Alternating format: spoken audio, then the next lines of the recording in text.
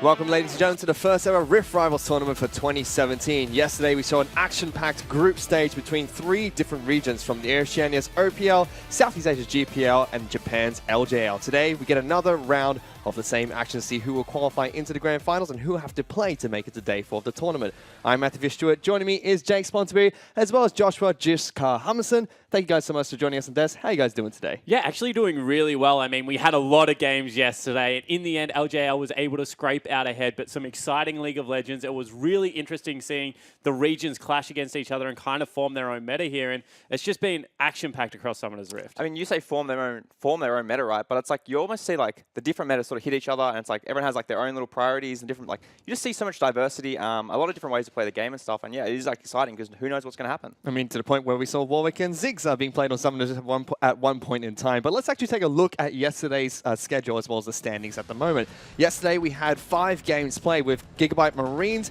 Dead FM, Unsold Stuff Gaming, and Direwolves picking up wins, with Dead FM picking up 2 of them in yesterday's matches. And with that, Japan are now leading with 3 points, Southeast Asia with 1, and OPL tied up with 1 as well. Yeah, and this is super interesting because I think everyone expected the LJL to come in as the most well-rounded region coming into it. We thought that maybe they didn't have the peaks or the troughs that the other regions had, but a very even middle spread, and that is exactly what happened. Rampage dropping their only game, but the other 2 teams out of the region able to pick up 3 crucial victories. Yeah, I mean, domestically, we've seen the LJL team sort of be quite even with one another, and, you know, take games off each other here and there. Whereas, I guess, Oceania, we don't see that. Direwolves look much stronger than their opponents, and I guess the same with Gigabyte Marines. And we saw that from not just Gigabyte Marines, but the rest of the GPL as well. You know, Msk didn't look that great. Ascension even dropping their games, and they were coming into this tournament by most people saying they were the second best team at this tournament, not only in their region, and clearly showing that that's not the case. Yeah, but the big thing to take away from yesterday's play is Detonation Focus Me will no longer have any games to play. They've already gone 2-0. They've done their jobs. Direwolves in the same boat. They've gone 1-1, only dropping the game to Gigabyte Marines, which I actually thought they were in a position to win. I mean, yeah, I thought the same. I was actually quite, I guess, almost surprised, right? They had the roster swap, which gave Direwolves a small edge, and then I think that they even had like the draft that really set them up to win. They had the pushing lanes with the Caitlyn and the Corki, right? But yeah, I guess they couldn't close out. Hey? Yeah, and as a general rule, I mean, Direwolves are one of those teams in the OPL that you give them 3 items on their carries, they actually generally do close out the games, and you could see that they were a little bit disappointed. Shern said that this wasn't a team that was happy with their performance so far. They still have more League of Legends to play, just not today, and we'll see exactly if they can elevate that level. Yeah, and speaking of that, we'll be able to take a look at today's schedule as well. We have 4 more matches in the group stage. First up, it's going to be Msk taking on Sin, with Rampage taking on Gigabyte Marines as the second match of today. Ascension will try to take down Legacy, and Sin will wrap it up to try and sell some stuff to Unsold Stuff Gaming. Yeah, and the big interesting thing about today's games, when we have a look at what happened yesterday, is Blue side was able to pick up 4 maps out of the 5. And when you have a look at today's games, you would think Gigabyte Marines are a favorite coming in on the red side of Summoner's Rift. USG has to be a favorite. I would even say Sin, although we haven't seen them played yet, should be able to pick up Game 1 versus Msk. And we will be able to see whether this blue versus red side draft really is as big an issue as it seems to be. I mean, yeah, it's actually going to be a good test for it, right? So obviously we saw the one-sided dominance from blue side yesterday, but with the favoritism, I guess, in terms of teams on red side, I want to see how like sort of the draft plays out, right? Because we've been saying that the blue side clearly has the advantage, right? They have the control over, you know, who has to ban the OPs and what's being left up. And then they often sort of get like, they sneak answers to like the first side rotation, like first side red rotation. So I think that it's interesting. We'll see how much priority gets put on like the Caitlyn and like the shoving lanes. And how they're answering like support and jungle. Because that's the biggest thing to me. We keep saying the OPs, and when we say that, we mean the Galio, the Zac, and the Elise. However, Rek'Sai has come up as big priority. 80% pick ban for Corki, 100% for Caitlyn and Thresh at the moment, who seem to be the most versatile 80 carry and support duo in Summoner's Rift. I mean, that just absolutely blows my mind that we've got nearly 7, 8 champions that are must take off Summoner's Rift right now. Yeah, and I think that's again why we're seeing, you know, blue side getting so much power, because they're getting answers to these quote unquote OP picks. And you know, things like Thresh and Caitlyn don't really have great answers, and that's what we were discussing upstairs, right? That, you know, if you pick a Caitlyn, what are you taking into that that's going to punish it? Yeah. And then on top of that, I mean, we not only have unique drafting for the 2 different sides, but also very unique picks coming out from multiple regions. We had a Warwick game, we had a Jarvan in the jungle, and we had Ziggs returning to the mid lane where he was meant to be originally. All right, let's talk about the Ziggs and the Warwick and leave Jarvan out until we hit game 1, because I have a strong opinion about James in the jungle. But the Ziggs actually did its job. It won a game and then was taken off Summoner's Rift. And Warwick also looked incredibly strong. I mean, we've seen it a little bit internationally. Don't know your thoughts on it personally, but to me, it seems like such a dangerous thing to take into very aggro early game junglers, you know, like the Lee Sin, Elise, Rek'Sai that are showing its head at the moment. Don't quote me on this, but I think Immortals might have been the first team to play it competitively. Maybe Unicorns are love with Xerxes.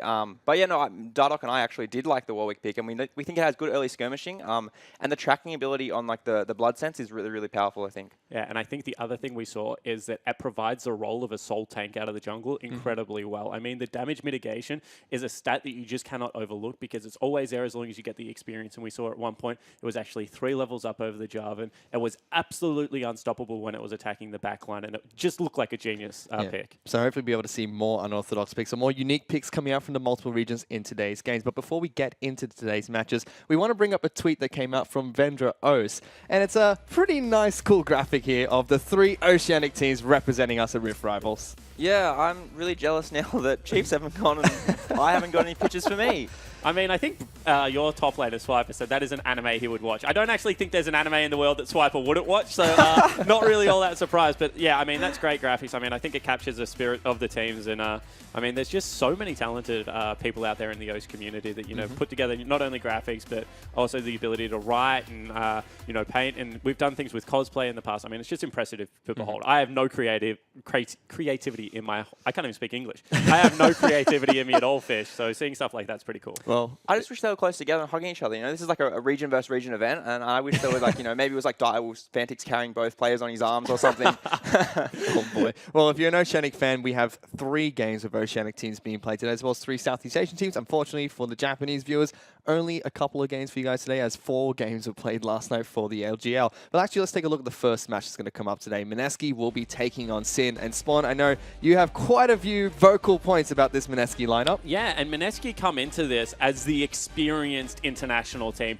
They went to Worlds in 2014. They've still got 3 of those members, although they've roster swapped. And when you have a look at Sin, this is a rookie lineup. None of them have played internationally. They haven't historically finished all that well in the OPL either. This is their big shot to make it work. And if they're going to do it, I think it's through the mid lane. I mean, you'd have to hope so. EXO, definitely a standout player in his own right. You know, had a pretty good performance yesterday, despite, you know, losing the games. But I think Ryoma could have his number. Definitely a franchise player. You know, he's the sort of player you want to build a roster around. He has so many years left in him, and he plays almost everything. He plays fantastic on the control mages, fantastic on the assassins. And I mean, he takes blind picks. He's a confidence player. And it's so strange to see it out of a rookie. I mean, when we talk about rookies, they generally don't have that X factor that you expect out of the veterans. But Ryoma, FBI, 2 of these young kids coming in on Sin Gaming, they certainly show promise for the future. But it's their impact that they're having now on the team as veterans like Juves and Rogue actually aren't performing to their peak and are carrying through their lineup. Well, speaking of veterans, to the side of Msk, they've got 3 veterans. We'll bring up that roster very quickly for you guys. Up in the top lane for them is going to be Kaigu, who is one of their players that have been to Worlds, role swapping from the jungle to the top lane. Hammers will be taking to the jungle. EXO, another member that has been to Worlds, will be their mid laner of choice. Zen, their new AD carry, as well as TG, the final member that has been to Worlds, as their support. And I know this roster has been regarded as one of the top rosters that's been floating in and out of contention over the last couple of years, now finally getting back there. Msk, of course, had a very famous World run where they absolutely took no games. They performed very poorly, but people still loved them for it. But in a tournament like Rift Rivals, when you're playing against the other number 3 seeds, you want to be able to do your part. You at least want to be able to pick up 1 point because that 0-2 really will hurt the GPL, especially when Gigabyte Marines are playing so well. Yeah, and you know, and that's like the story of Southeast Asia at the moment is Gigabyte Marines look phenomenal, but you know, where's Ascension and where's Msk? We need them to show something. And that's something we touched on yesterday as well. The fact that Gigabyte Marines in Vietnam, they're still the #1 team. Ascension, no longer #1 in Thailand. Msk, definitely not #1 in the Philippines anymore. So it's kind of showing in this tournament as well with yesterday's games. But it also speaks volumes to the GPL. I mean, I know you've been in this situation before. You get over to an international event, you scrim these teams from the GPL. They're so aggressive during scrims, and then they either show up on the day and they perform terrifically, or they absolutely fall to pieces. I mean, Bangkok Titans lost both group stage games before winning the whole tournament against the Chiefs. I'm sorry about that one. But we've seen it even more frequently. You know, the RWCI and RWCQ just seems like they can flick a switch, and they need to today if they're going to be able to pick this up. Absolutely. They do have high ceilings, and at times they feel so suffocating to play against. They can play really well around vision, and their pick game is phenomenal. at other times, they just don't show up at all. And, you know, they're playing sloppy, they're not coordinated, and they're running out and getting solo killed. And I think it is that feast or famine playstyle. I mean, we talk about it so much with people like Lloyd or G4. They'll take the 1v2s, they will go back, purchase the Dark Seals, and just try and get themselves back in the game. But of course, that can bite you, and it can really set your team behind. Well, let's take a look at the opponents for the GPL squad today. It's going to be Sin Gaming from Oceania. Up in the top lane, their new top laner, Dockler from North America. Juves, their veteran jungler. Ryoma heading into the mid lane with FBI and Rogue as their AD carry and support. And now let's talk about that shot call. Let's talk about the emotional barometer, the social media king, whatever you want to talk about. Let's call like Juves at the moment is not playing Pretty League of Legends, but this is his shot. This is the first time he's been internationally. He's going up against a weak jungler, in my opinion, in James. Did not have a good game on that J4. And if Juves can dictate an early game here, get some confidence for his squad, maybe even pick up a win, I mean, they can roll into the last game of the day and really set Oceania up for success. It scares me that if we're setting Oceania up for success, it's in the back pocket of Juves. I think that he definitely, domestically at least, he's been punished by some very strong junglers. And as you brought up, James, you know, he hasn't looked fantastic. The J4 game was less than desirable. It was less than desirable. Juves is definitely an emotional player, and I think if he gets a strong start, you know, an early first blood, a good early gank, he's definitely the sort of player, you know, that he could show up and he could turn on for Sin. Yeah. There he is on your screen there, you know, just being captivated by the drone flying overhead. But he is a very vocal player for his squad. He's a shot caller for his squad as well, so excited to see how they're going to do. Do we expect anything different from Sin from their usual playstyle? I actually think that the meta shift back towards Rek'Sai could really help out Sin here because we know that historically Juves has been able to pick up things like Rek'Sai, Gragas, and have very creative gank paths towards top lane especially. And I think that, you know, given the fact that they're coming in on red side, I would not be surprised if we saw Raptor, Red Buff, Scuttlecrab camp the crap out of Dockler's lane, give Dockler something like Jace that he's been able to excel on in the past, and really go to town. Because you know that Ryoma should be fine in that mid lane. FBI is more than good enough to hold his own as well as an AD carry. I think that if he gets Dockler rolling, they have a shot. Yeah, and you know, I got 3 words for you. Best of one. Juves is definitely, you know, I'm not going to call him a cheesy player, but he's not afraid to experiment, and he's not afraid to try to take his opponents by surprise. And that could really be the difference for them today. I think that, you know, if he gets off this cheesy gank path, you know, a creative one to get top lane, red side, Rek'Sai coming over like behind him in the wall, that could be fantastic for Sin. And every game counts. Oceania, as well as the GPL, need to win every single game today in order to automatically seed into the grand finals. Whereas for the LGL, they either just have to win a game or hope that OPL and GPL both lose a game to each other. And that's what they're banking on, right? Oceania and the GPL do have opportunities multiple times today to be able to split games. I mean, Msk versus Sin, Ascension versus Legacy. When you have a look at that, both of those are probably the 2 most even games of the day. Sin versus USG, if USG play as well as they did yesterday, looks like it's USG favorite. And I don't think anyone is going to pick Rampage over the Gigabyte Marines based on Rampage yesterday performance. Rampage have blue side? Do we want to hedge a bet there? Or? I mean, maybe we'll go for it. I think Gigabyte Marines have shown that they're a cut above the rest. And this happens every now and again with play-in squads. Randomly, a super team gets formed or a team performs well for, you know, 6 to 8 months. And the other playing teams just can't touch them. And it seems like, you know, that's what happened over in the CIS region when they were putting together their super team with Kira. And now the Gigabyte Marines seem to have stolen that thunder. Yep. I think that, definitely Gigabyte Marines, obviously the favorites there. But I think I'm more excited for, as you said, those some middle tier games, and they should be fantastic. I mean, we saw quite a few of those fantastic games. Detonation Focus Me against Legacy.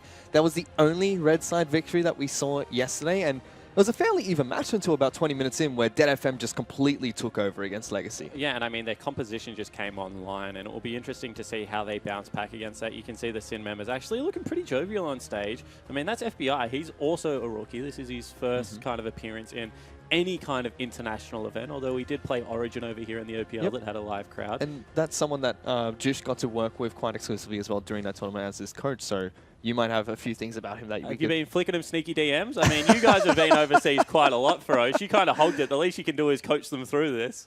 Sadly not. I mean, I gave them all like the good luck guys, like I hope you do well sort of thing, even if we're on, you know, different teams domestically. I think internationally we all want to stand together. I mean, that's kind of the theme of Rift Rivals as well. Every single team from each region never plays against one another. They're always playing against opposite regions, no matter which Rift Rivals tournament you're looking at. And it's so funny because this Rift Rivals is built up of different kinds of rivalry. I feel like OS versus SEA, there's actually some bad blood there because of the fact that everyone felt like Chiefs should have gone to that Worlds, and then SEA sent Bangkok Titans that actually didn't have a good performance, and it was the what could have been. Whereas there's actually a very friendly rivalry, a very good-natured competitive rivalry between OS and the LJL. I mean, trade jerseys a lot. They're primary scrim partners, I believe, when they go over to events like this. So it's just funny what rivalries can exist between regions, and it's exciting to watch it play out. I mean, it was, originally it was normally Dead FM and Chiefs always going over, so, and same with Ints really. So we had like the same core group always going over, and so we just met our friends again and again. But we've seen a bit of more diversity coming out of LJL now, and they're leveling up, and we see like we get Rampage here, and I think that in terms of rivalry, like, yeah, we definitely have bad blood with Southeast Asia. You know, that 2015 Wildcards game was tough. It was definitely a tough loss for the team. Yep, certainly was. And GPL, they've sent multiple teams to Worlds. Every single team from the GPL this time around has players that have been to Worlds, whereas for OPL, LGL, nobody's quite been to Worlds yet. There've been a couple players that have gone to MSI, or 2 teams in particular that have been to MSI. And that's why winning tournaments like Rift Rivals is so important to regions like the OPL and the LJL, because they haven't made that next step yet, but they want to show that their second and third ranked teams have more than enough of what it takes to be able to secure victories internationally. And I think they can have pride in that fact at the moment. And we also, we want to be the first. You know, Dire want to be the first team to show up and be like, we're the Oceanic team's going to Worlds. Like, we're the team that wins for Oceania. Whereas, you know, Southeast Asia have done that. They've done that through the Msk and through Southeast Asia. Yep, well, we're about to get into the first match of today as Champions League has already come up on your screens. Msk taking on Sin Gaming. And the ban's already underway. As always, Galio being banned on the red side of the Rift. We didn't expect too much else. Gragas and Thresh being taken away very early by Msk. Yeah, Sin will ban Galio Gragas because they actually don't play either of them to great effect, and I don't think they'll want to give the trade over. This is some good scouting by Msk. Rogue plays a terrific Thresh, and you don't really want to take a counter matchup even into him. And Gragas is definitely Juves' best jungler, in my opinion. Yeah, no, definitely good scouting. Gragas is the sort of champion that can sacrifice CS, you know, just to flash on someone and gank. As we mentioned earlier, the Rek'Sai is still a possibility for him. So I'll be keen to see whether or not they ban Elise here to get like the favorable matchup, if they just try to remove Elise from the map, and you know how they're trading around that Caitlyn and Corki picks. Well, we get a Shen ban coming out from Msk. We saw quite a few of those thrown at the LJL teams, and I do know quite a few GPL teams like to pick up Shen, but in Oceania, we have not seen this champion much. It's actually not a prioritized pick in Oceania at all. I mean, we generally don't play macro around the top side, and banning away Nunu, what the heck? I wonder if Sin know that they're not playing against Legacy this game. Obviously, Legacy Carbon being a Nunu enthusiast. But no, I guess the Elise and the Rek'Sai trade, that's still up. The Caitlyn's still up too, so definitely a bit of scouting, because I think that Dockler, especially in solo queue, has shown that he's a Shen player. So, you know, they've done their research, definitely. Yeah, and if you were watching Carbon's Twitter, he was very vocal about how upset he was that Nunu was getting a couple of nerfs in the future. But Msk have locked in Caitlyn as their AD carry of choice, one of the more heavily prioritized champions.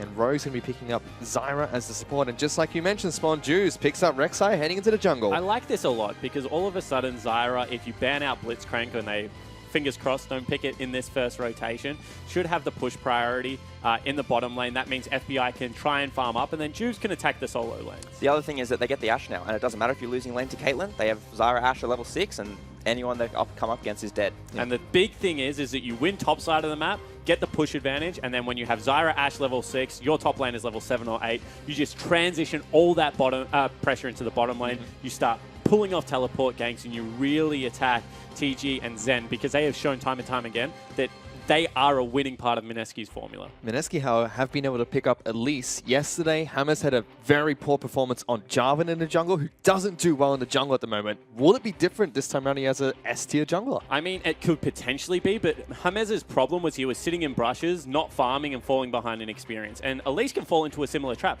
Not a quick farmer of, you know, Raptors, Krugs, the big camps in the jungle. Does the solo camps fast enough, but it is certainly an interesting... I mean, Elise is a Moby Boots rush jungler into heavy gank style, so he needs to make something happen. Yeah, that definitely fits Hammers' playstyle, at least from what we saw yesterday. You know, he doesn't need to play one of those champions. He really has to farm out for like level 6, 11 or something. He can actually just go into lanes and gank, and it doesn't really matter if he's not being super efficient with his pathing. Well, the final two picks from these two teams, Msk do lock in Blitzcrank early, so it can't be banned up by Sin. Sin decide not to pick up Ashe just yet as they lock in Talia for Ryoma. Yeah, and I wonder if that means that they have a hyper carry that they want to play with side lanes priority, because you would have thought that would be the Ashe pick, because they could right now ban away Ashe Varus. They haven't chosen to do that on the side of Msk, but that would have really pinched that utility roll down in the bottom lane. Except that they still have Jhin, and FBI can play a pretty good Jhin, and Jhin actually is probably one of the better matchups into Caitlyn, just because you get to go that similar double Energizer build, and then you have like a decent good range, I guess, matchup in terms of no AD carry has a good matchup in terms of into Caitlyn's range, but Jhin does it slightly better than the rest. But are we going to see the Vayne? I hope not. I hope not. I hope not. I When really the hope not too. dreams, the hopes and dreams of Oceania rests on the shoulders of Sin, you hope that you don't see a Vayne pick. I mean, well, the Jhin would make a lot of sense because they do have good consistent damage already, especially if that's going to be a warrior Rek'Sai, and they did need the ability to start up a fight. And the other thing this does, by early priority picking it, is they know what they're against. I mean, unless there's a really crazy, like, Twisted Fate pick or something like that, there's not going to be all that much pressure from the mid lane because Syndra's gone against Talia. And that allows you to hide Dockler's pick. And Dockler has been bullied a little bit in the OPL, so giving him the counter pick, I think, is a priority here. Yeah, definitely. I think it's also important that, as you said, they've got the Talia who's going to get the shove mid, and that actually kind of negates the Blitzcrank Caitlyn threat. Obviously, if you're shoving into the bottom turret and Talia starts roaming down in Fog of War, you have to pay a lot of respect to that. So Ryoma actually sort of bailing his bottom lane out of a bad matchup already.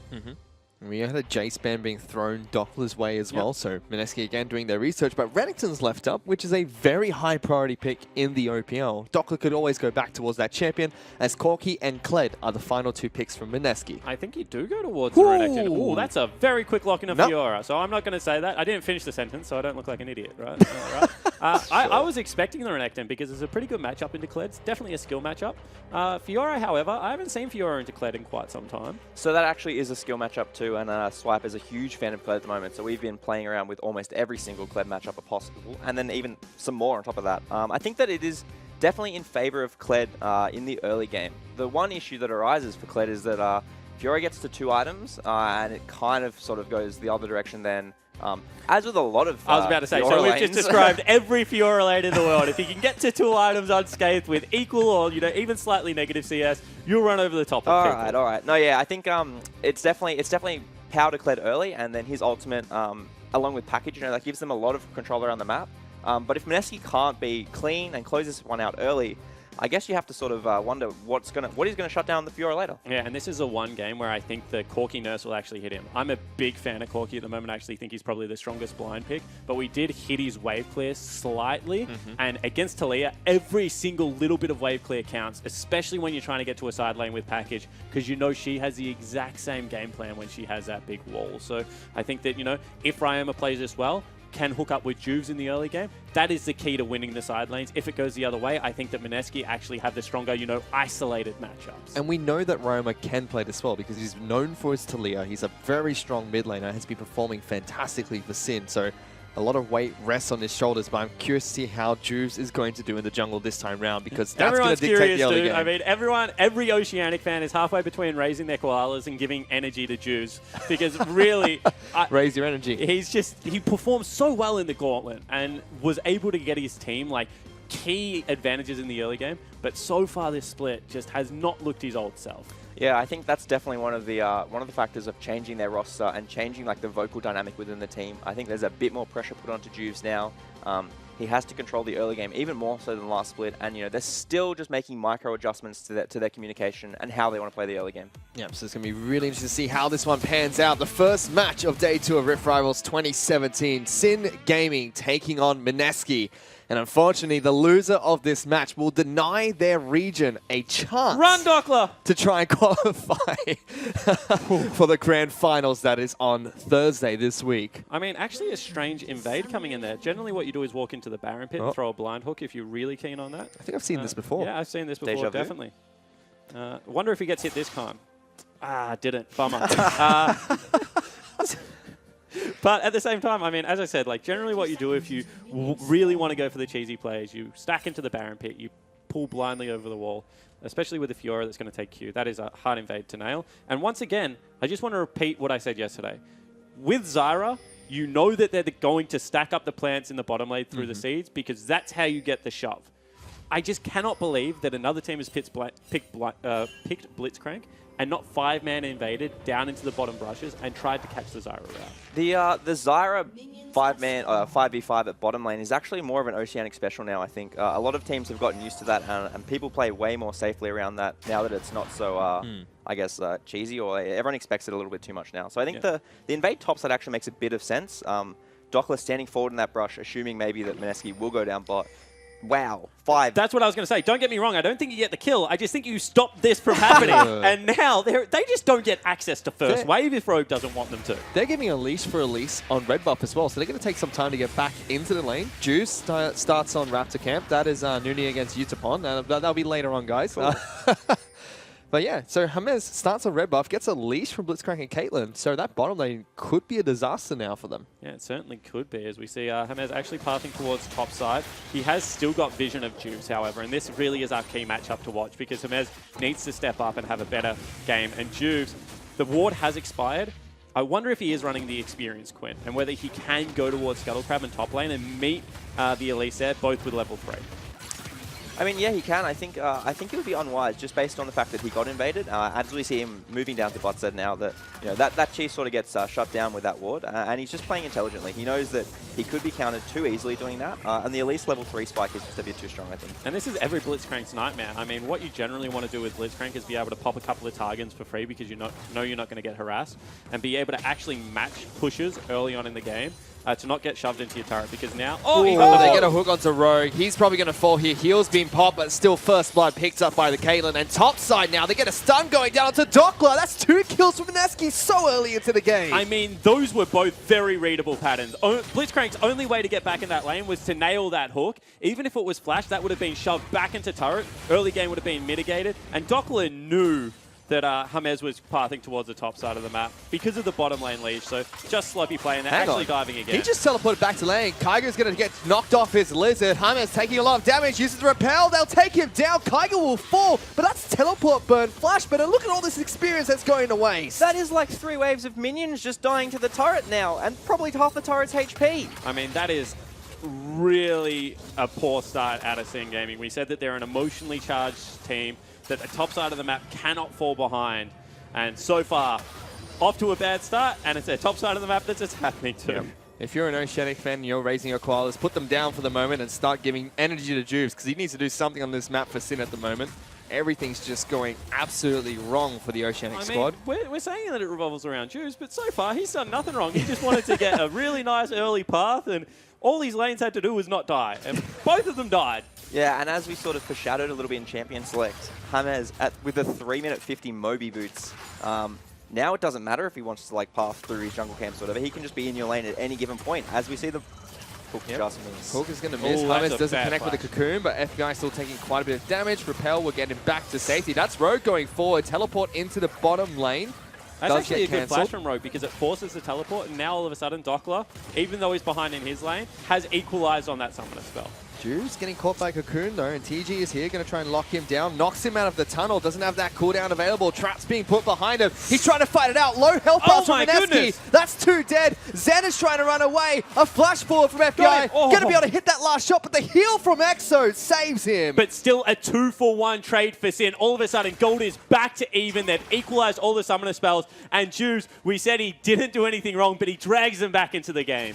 Raise those koalas again, guys. No, definitely the recovery they needed. Dockler, back 10 CS up, shoved his lane in. He's going to get a good ward. You can just check him on the mini-map going down to the topside jungle.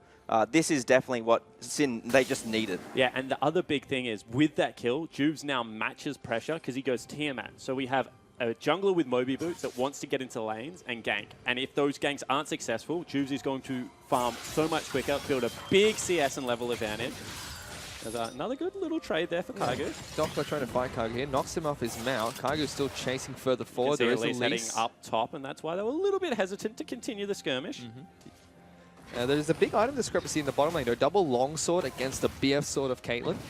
That's the 2 kills that were picked up by Zen in that bottom lane skirmish. However, Hummus has been caught out on the wrong side of the map. Trouble. He's going to repel back to the Scrying Orb. Meanwhile, Kaigo trying to fight Doppler. Kaigo is trying to fight him. He's going to get back on his skull. Try to go toe-to-toe again. Going to try and pick it up. Goes invulnerable. One last. A shot will take him down. Kaigo lives with next to no health. Will still die. Range minions too OP. Come on, Creep Wave. Just move a little bit quicker. Give the freeze over to Doppler. What a close one-on-one. I mean, technically, Kaigo comes out ahead because the wave's going to be shoved into the turret. Even more creeps going down. But at the same time, I mean, that's a message sent. And if Juge is able to actually pick up majority of this CS, now he's like absolutely massive. He's going to get to level 6. Rek'Sai now no longer level 6 irrelevant jungle. Are they going to die this? Can't die there. Surely not. Some damage. I was about to say, he's about to tick over to level 6. Turret diving a level 6 champion that has an invulnerability is, I'm going to say suicide. Let's just call a spade a spade. Hammer's wasting his time there. Obviously, Juice is going to pick up all the experience, even if he doesn't get the gold. So I think Hammers has to base anyway. Juve's definitely the benefactor of that gank, despite his team dying. It's a good feeling. I mean, when you just see a big creep wave, it's like, don't worry, mate, I got it. You can't get here anyway.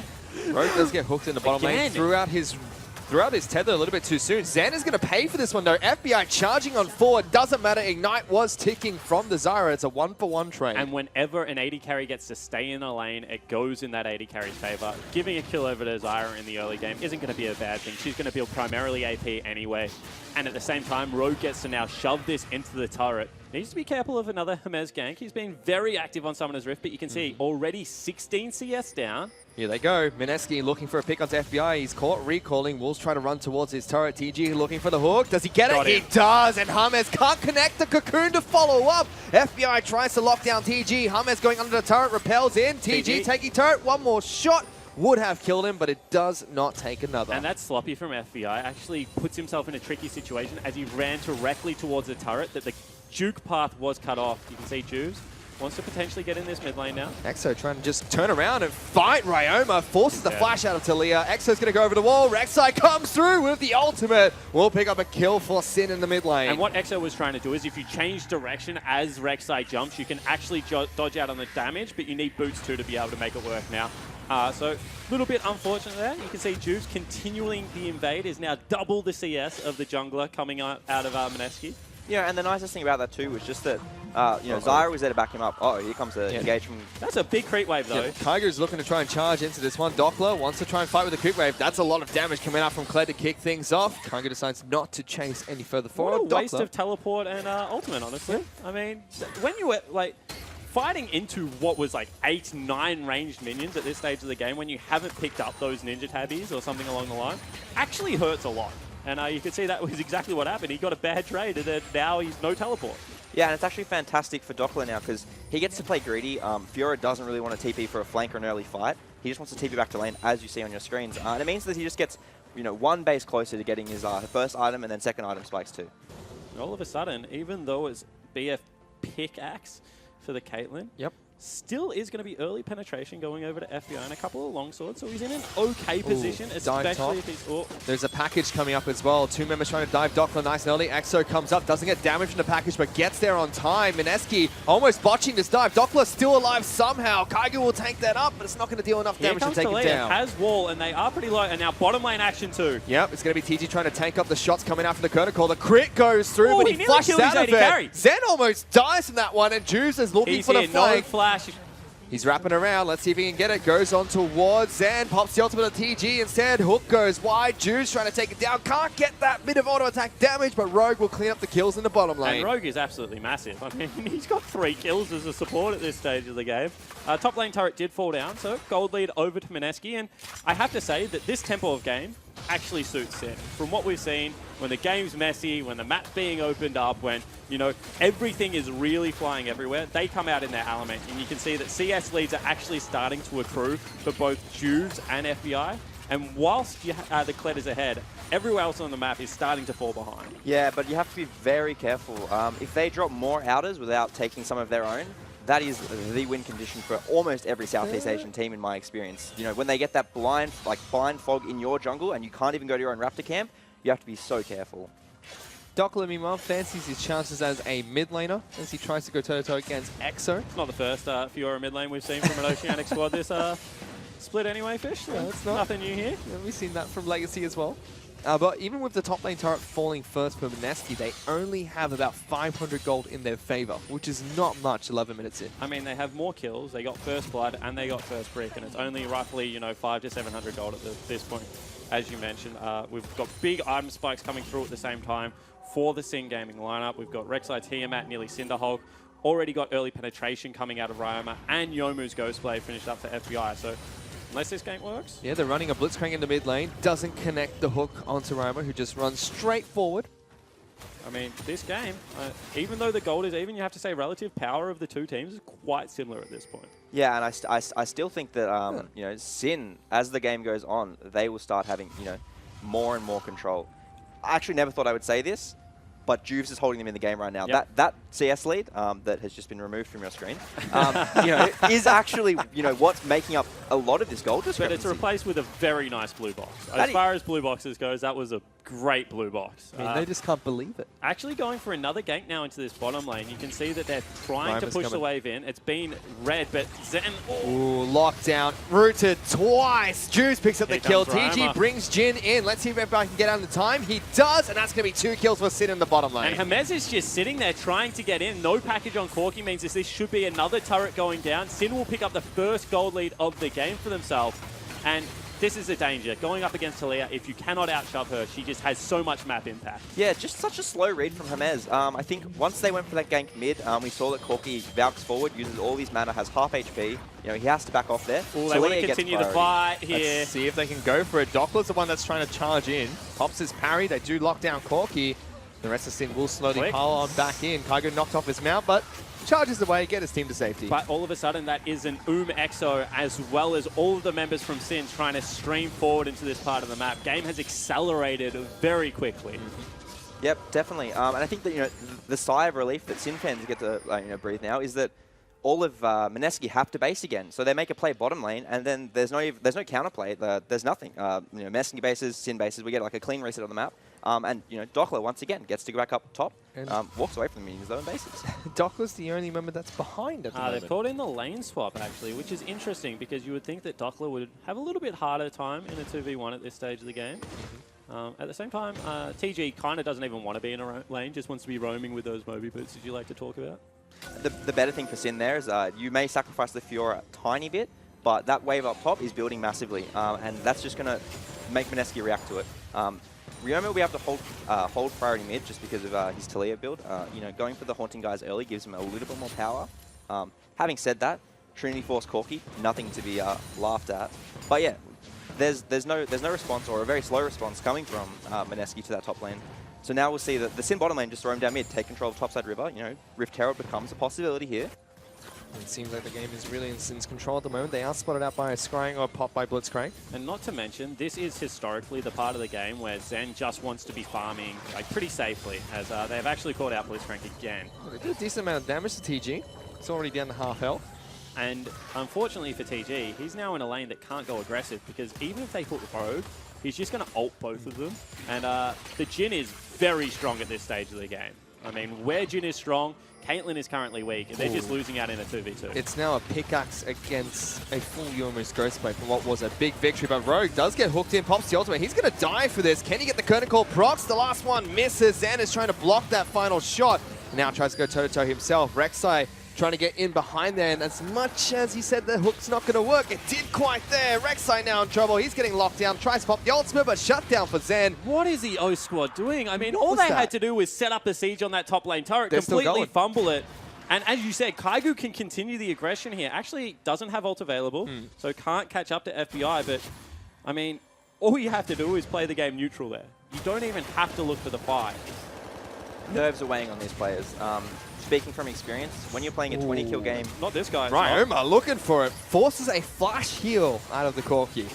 Nerves are playing on 80% of Sin, maybe, as we see the Rift Herald go down just as a product of that top lane. FBI still trying to duel Zen here, putting down traps, doesn't connect, does get the root from the net though, and they're still chasing Caitlyn down. Is anyone else behind them? Yes, there is. Teleport from Doppler. Not quite fast enough. That's a flash forward from FBI. Forces the heal out of Caitlyn, waiting for his 90 caliber net to get out of that one. Flashes instead. Cocoon comes through. Good parry from Doppler. Ooh. And a hook goes back in as well. They pick up Rogue. That seems like deja vu for this Zyra. I mean, calling a spade a spade. Rogue is intentionally feeding at the moment.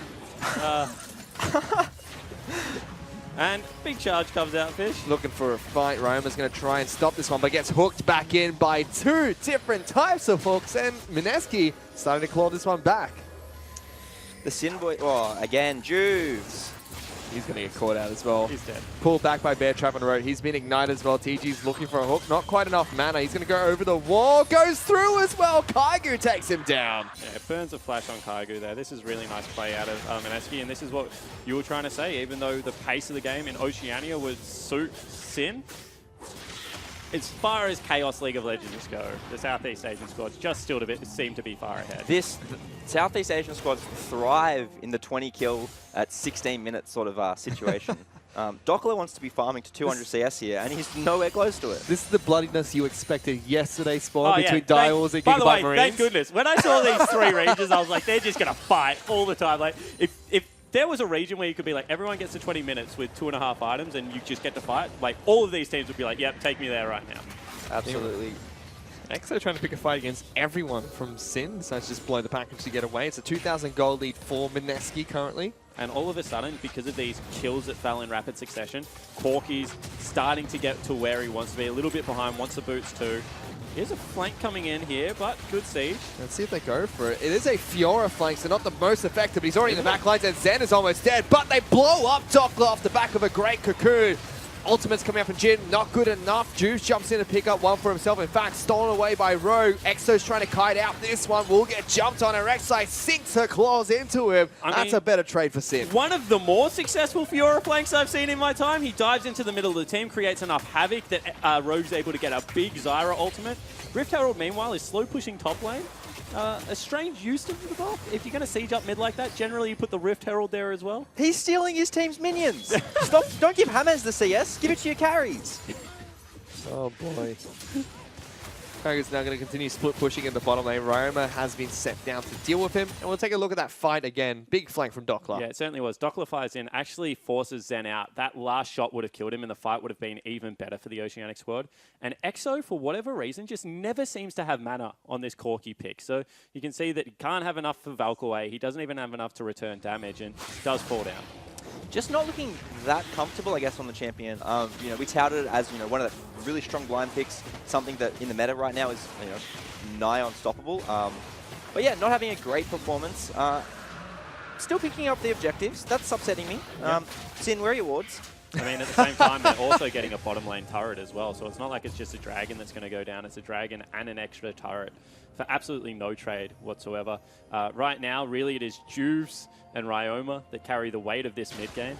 Juves, however, has been catch-up mechanics by James. Not only did he get a lot of CS with that Rift Herald, also got some experience, so has caught back up. Juice is going towards the Cinderhulk Ralk on red side, so we'll pick up a Titanic Hydra and start stacking a ton of resistances. This is a bad feeling as a Corky.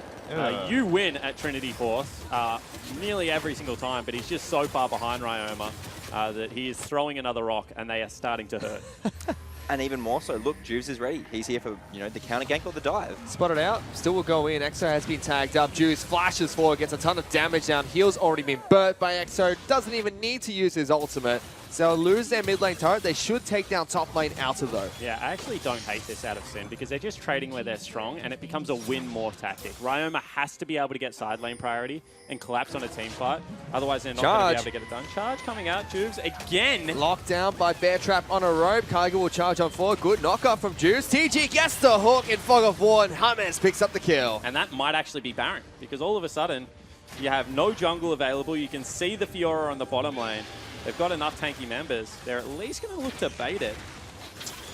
Not the smartest Baron, I don't think. You know, without that Corky, I don't think they do enough damage just yet. And there's something like the long engage of, we're going to have a fight. Ooh, they lock down Elise. Curtain Call comes out, knocked back and shut down before the Spire can get back in her web. Big pickup by Sin. Ryoma does a disgusting amount of damage at the moment. I mean, sure, it's an Elise, pretty squishy at this stage of the game, but he just wiped him off the face of Earth. Got back, Ryoma. picked up a land use torment as well. Ryoma is looking like our last hope right now as the Oceanic supporters. The Obi-Wan Kenobi of the whole region. But at the same time, I mean, the Jin's still farming up, is in a relatively good spot. Definitely hasn't got the power to match Zen as far as, you know, consistent damage out of the fight, but still on those ultimates and on the long-range engage will serve a purpose. Hello, Ryoma's going to build a wall. Exo gets trapped behind it, does have Valk to try and get over. That's a ton of damage being laid down by Ryoma. Teleport being forced out of Kaigo. I don't think Sin really care. They've taken down one. Going to look for the second. First teleport is cancelled. Second one follows from Doppler as well. I don't actually know why Doppler teleported there. I think with Juves arriving, they would have won that regardless of whether the teleport came in. No one else was collapsing on that side of the map. They had vision on Blitzcrank mid lane. Caitlyn was there with him as well. A little bit of a, I think, you know, you just throw it out there in case. Better safe than sorry. I think that, you know, you're not actually giving yourself any disadvantage. I guess you're sort of losing it as an advantage, as convoluted as that sounds. Yeah. You know, they both have the 3-minute cooldown now, so neither team is at a huge loss. That's definitely a small window that, you know, Sin could have punished. That is a huge difference in the mid lane at the moment, though. 5-1-3 to 0-5-2 with a 22 CS advantage going in Ryoma's favor. I guess the good news for Exo, if there is any good news, is he's probably worth about 175 gold at this stage in the game. So until he gets a couple more CS or a team fight breaks out. You know, it doesn't really matter that much in a sense, because Corki, once he gets to 2 items, it won't matter if he's 0-5, 0-10. Obviously, he's going to do like a lot of damage, and that's, I guess, what Msk going to be relying on, is that they at least can get them through this, and then, you know, Corki Caitlyn will have it, you know, mid to late. Meanwhile, Kaigo has been able to pick up his 2 core items, a Black Cleaver and Titanic Hydra. Doppler is still sitting on the single Ravenous Hydra and components for her Black Cleaver. Yeah, I mean, Doppler right now probably doesn't want to go near the Cloud. Has an experience advantage as well as an item advantage. And experience, as we keep saying, is like 600-ish gold, depending on which champion you're playing.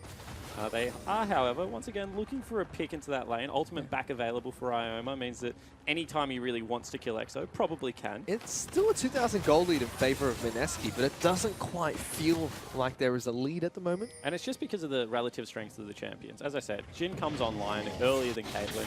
If Caitlyn gets to a next item, 5-3-3 right now is only about 2,000 gold away. I mean, this gold gap will actually start to feel very impactful because the siege becomes oppressive, the Caitlyn traps come out, Corki Kate shred through turrets, and they just blow up anyone that come within range.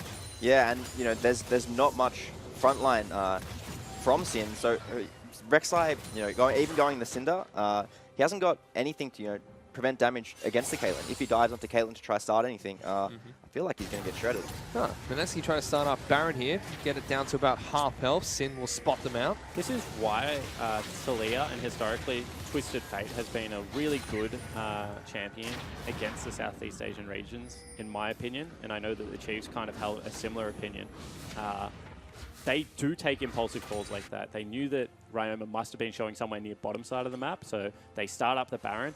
If they peel off any slower from that and Ryoma's able to get across, although big engage coming here. Looking for a fight. FBI has been caught out by Kaigo. Bear trap on the rope. Connects. Will pull him back slightly, but they knock him back. Kaigo already knocked off Skull. Juves forced to flash away though. Curtain Call not going to connect on the priority target. Msk still have to fight with their backs against a wall. Literally, big root coming out from Rogue. He picks up one for himself. Juves pops out of nowhere on top of Exo. Ryoma flashes into the backlines. Gets hooked back. TG forces him to dodge a cocoon. And only Hermes is left up with Zed, who has somehow wandered away. Doppler still chasing him down in the backlines. Going to dive between 2 turrets, wandering a little bit. And Sin pick up a massive team fight. And there is a reason we put the microscope on Ryoma, because he is absolutely popping off in between the turrets. Absolutely huge out of the rookie mid laner. He's a monster. He is a monster. That was fantastic. And then even getting hooked under turret, doesn't care. Floats like millimeters from a Kate trap. Still pulls it off perfectly, and they take 2 turrets from it. You know, Sin are really back in this game. I mean, and a Fire Dragon on top of all of that. All of a sudden, you got a Jhin, you got Talia, 2 of the best champions at using AP just because of consistent damage. Not to mention, you're going to have a late game Fiora at some point, although potentially Baron here. Yeah, this is bold. There is teleport for Doppler, and Ryoma is wandering up towards the Baron pit. Teleport's coming in. Juves is looking for it as well. Juves now is lower level.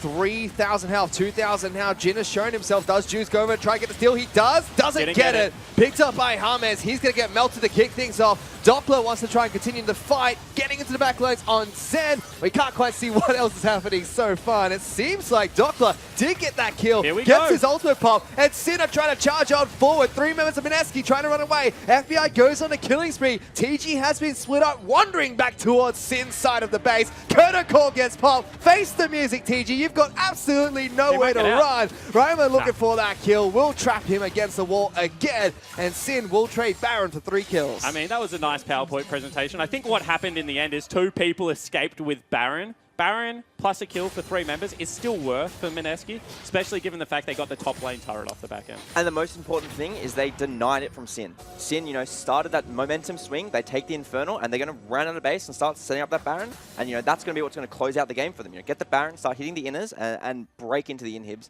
And, you know, Msk just playing, you know, with their timings very well to take the Baron, know that they will lose a fight and sacrifice a couple members, but they come out relatively unscathed. And they keep the gold lead. There's still 1,000 gold up over Sin, despite the efforts Sin have thrown into getting back into this game.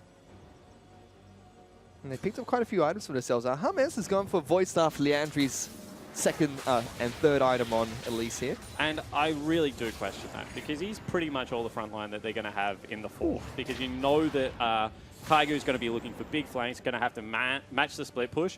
And Ryoma at this point has Deathcap Leandri's 10 stacks on a Dark Seal. So if he looks at James and hits him with a couple of stones, he will die. Is the same true in the opposite direction? Not at all.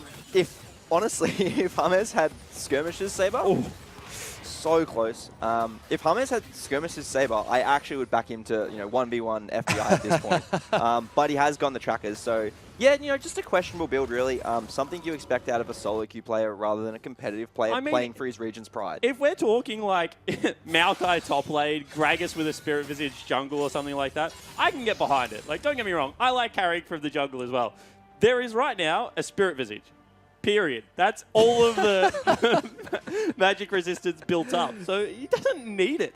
I mean, go a Rylai's if you want to go a second damage item. At least then you provide some form of utility. He's building for a better future, Spawn. When all the magic resistance items start coming up from Sin, who'll be laughing then? Go a Protobelt. Protobelt's like the most fun item you can have on release anyway. Well, Zen might actually be caught out here. Juice is looking for the flank, pops an unaccountable net, and that's the curtain call trying to start a fight for Sin. Let's find out how long he lasts for. Repel comes out, and there you go. Absolutely squished. 2. The That boot was an comes auto down. attack? But there's still a big Kled in the back lines. We'll get a kill onto Rogan Return. Jumps back on top of FBI. Gets knocked off his mount and shut down by the carry himself. And I mean, this is just what happens when your front line isn't really a front line. That's the 2 tankiest members of the Msk gaming lineup just falling before the power of the Sin gaming carries. Yeah, no, James has passed the baton. He said, you know what, guys, had a good early game. I'm going to troll the rest of this. No, you're not going Zhonya's. I was about to say, speaking of some defense at least, you know, a bit of armor, bit of invulnerability. I mean, there's nothing better than nailing someone, getting them to 80% health, than Zhonya's in Spider's form and just watching your little critters like take out the rest of the damage. That is the annoying thing, though, is that Elise will do 80% of your health. She won't do 100. Yeah. You'll do 80% and then die. Like, Whereas please Ryoma- build utility. Ryoma at the moment will do 200% of your health. You'll take out one person and probably the person I next was to him going as to say well. maybe more. Ryoma actually massive, though, at this point. And he's heading down towards bottom lane, which is, you know, this... Oh, just to get his blue buff. I was excited to see him go into the 1-3-1 against the Caitlyn and see how fast the Caitlyn dies. I mean, and the big thing here is, once again, we're talking about an even game. I mean, we're very excited about where Sin is. But still, Kaigu has picked up a GA, is a full item ahead of Doppler at this stage of the game, and should have more presence if it was a traditional split push, as well as the fact that you got the 3-item Caitlyn that can now set up. It's just... It doesn't feel like the gold being used in the jungle position has actually taken off. And whilst they have strong carries, Jin's a Zeal ahead, as well as the fact that it's a full item and maybe a bit more on Ryoma. I mean, James is richer than Juves, but it doesn't really matter at this stage. Yeah, what's it translating to, right? The gold is very even in this game, especially for a 30-minute game. But like the 2 massive points to look at is that gold allocation, way better on Sin's lineup. And the second thing is the Infernal Dragon is going to be incredible for them post-30 in these team fights. EXO just having not the best of games so far, 0-7-4. Has caught up in CS. He's inting. we can all call that an in. You know? Yeah, for sure. I mean, Rogue would be in a similar category if we want to be fair, but he's picked up a couple of cheeky kills for himself. I mean, he's building for his team fight. You know, maybe gets caught out here and there. Still a threat in the team fight. I mean, Can't now what say you want the to same for do Hannes. is you hope that you get hooked and don't die instantly and get like ultimate Q, couple of roots out and like just blow someone up. You just smash the keyboard after you get root. Hopefully it hits The old people. headbutt. Yep. I know I'm going to dive. I'm going to take as many people out with me. EXO also has got an Infinity Edge and no other crit items. I mean, that's as far as gold efficiency go, which I'm a big fan of, is actually very bad gold efficiency with new Infinity Edge. See Juice potentially caught out again. EXO falking a couple of inches to try and chase out Juice is a bit weird on the Corki there. You can see now, however, Sinner in there 1-3-1. No one can go with Ryoma at this stage of the game. He's level 17. He's picked up so many items going towards a Void Star. And if he's able to just continually shove up, he will be able to collapse quicker. Kaigo at the same time is having a good time into Dockler, so they're kind of trading opposite ends of the 1-3-1. The big problem I see here is that, you know, Ryoma's pushing into well, now his team's coming through, but, you know, he has no vision on top side and very dangerous to be pushing into, you know, the Blitzcrank and the Elise and things like that. But this is a fairly good trade, I think. Ocean Dragon, not that relevant, and they'll take the topside turret for it. So if you're Msk, what do you have to do at this point? Oh, hang on. Dockler's not going to try and kill a Blitzcrank. TG gets locked down. Ultimate gets popped. He tries to be as fast as possible, but Dockler just follows on through. Parry stuns him as well to add insult to injury. Solo kill picked up by Dockler. Sloppy. Why is he basing outside of the brush? Doesn't do it for me. This is really good for Sin. I was thinking a little bit before, the hardest thing for Sin right now is they actually just need to take a breath, be patient, wait for this next Baron. And if they can control the 3 side lanes, as we've just seen them, oh sorry, the 2 side lanes, as we've just seen them do, bit of a fight going in bottom lane. Dockler knows his limits, gets out of that one. They do get control over this Baron, and this is where I'm really excited for Sin. Start getting control topside, you know, shove the mid-wave back in, get a few wards down, hopefully have somewhere for Dockler to flank. And if you take this Baron, I think you just take the game. And because no one has armor yet, or really magic resist, FBI and Ryoma, who have so much of the gold. I mean, right now, FBI is a static, actually like a Yomu. So let's just call it a Yomu. A Yomu's ahead of the Caitlyn. Yeah, they're trying to lock down James first here, though. Spawn Repel already been popped. Flashes away. Zen is there to try and stop him. And Ryoma looking to cut him off with a wall. Cuts off one member, just TG. Zen, though, just gets deleted from Summoner's Rift. What the heck was that? Suddenly the rest of Msk are forced to back off. They lose their jungler. That's game. They lose their support. And Sin march towards the base. What the heck? Ryoma just removes Zen from the map. That is a Caitlyn. That is all the late game damage, and Sin are going to march it down mid lane. This is so exciting. I was excited for the Baron play to be the closeout, but this is the inhibitor, and even if they don't want to close it here, no, there comes the TB. They're going to the end. Yep, they're going there's for the end. 30 seconds and everyone with only EXO left alive. He does have the package. He can try and delay it a little bit longer. Throws it straight down on top of the mini wave. FBI tries to go toe-to-toe, flashes on top of him, locks him down with captive audience. Dockler will die to a turret somewhere. EXO is trying his absolute hardest. TG's coming back up. He's picked up 2 kills. FBI's running out of bullets. We'll get the crit shot on the Nexus and will pick up a game for Oceania. That is huge.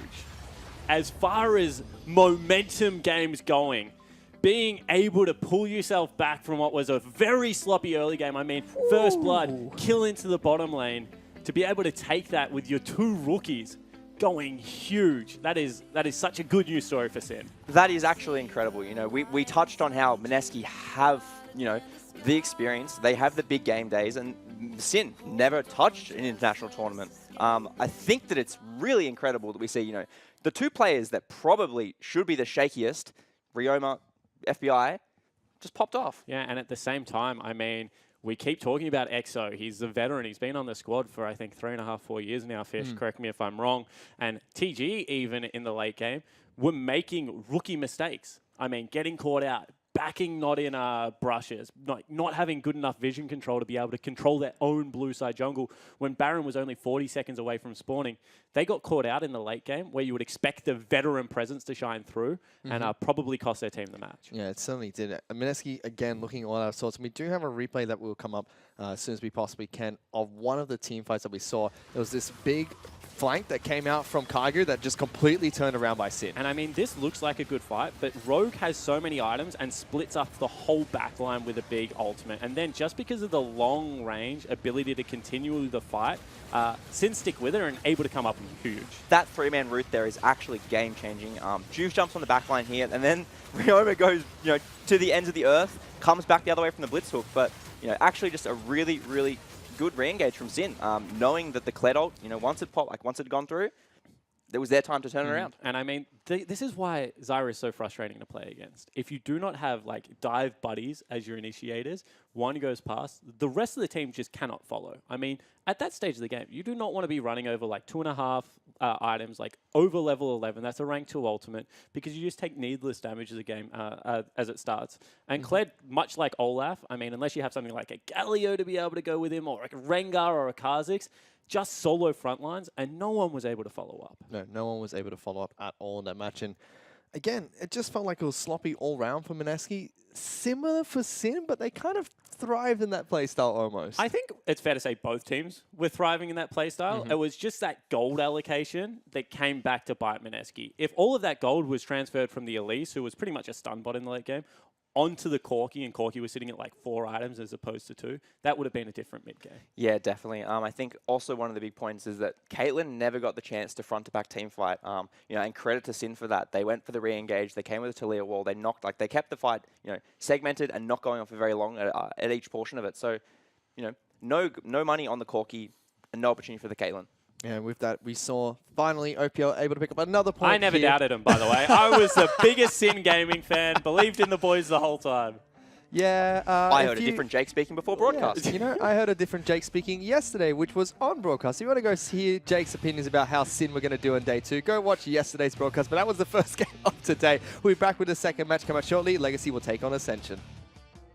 They get a hook onto Rogue. He's probably going to fall here. Heel's been popped, but still first blood picked up by the Caitlyn. And top side now, they get a stun going down to Doppler. That's 2 kills from Msk so early into the game. Meanwhile, Kaigu trying to fight Doppler. Kaigu is trying to find him. He's going to get back on his skull. Try to go toe-to-toe again. Going to try and pick it up. Goes invulnerable. One last a shot. Will take him down. Kaigu lives with next to no health. Will still die. Range minions, 2 OP. Ooh, lockdown. Rooted twice. Juice picks up the kill. TG brings Jin in. Let's see if everybody can get out of time. He does, and that's going to be 2 kills for Sin in the bottom lane. Let's see if they go for it. It is a Fiora flank, so not the most effective. He's already in the back lines, and Zen is almost dead, but they blow up Doppler off the back of a great cocoon.